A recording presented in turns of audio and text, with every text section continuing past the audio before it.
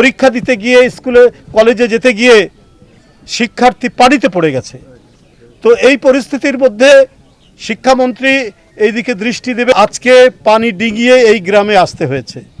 তো এর মধ্যে কয়েকটা দিন পিছিয়ে দিলে এমন কি ক্ষতি হতো?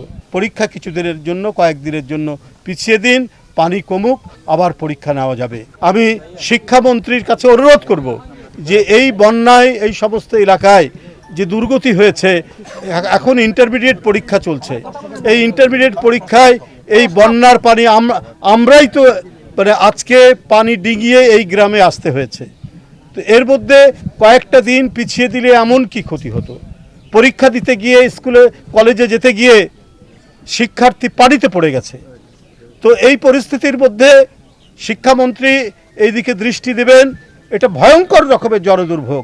একটি বাচ্চা ছেলে, একটি কিশোর ছেলে এই বন্যার কারণে সে পরীক্ষা দিতে যেতে পারছে না, আর দিতে গিয়ে সে যদি পানিতে ডুবে যায় তাহলে এটা অত্যন্ত দুঃখজনক ঘটনা।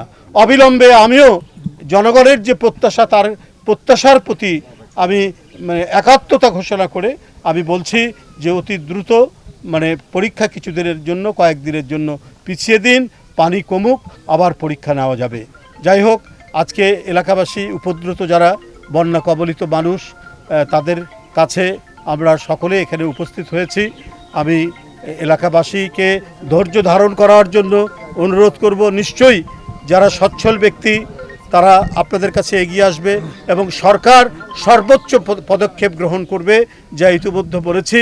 তিনি প্রশাসনকে নির্দেশ দিয়েছেন এবং আমরা বিভিন্ন রাজনৈতিক দল রয়েছেন, তারাও যথার্থ ভূমিকা পালন করছেন, ত্রাণ নিয়ে আসছেন এবং আপনাদের কাছাকাছি থাকছেন।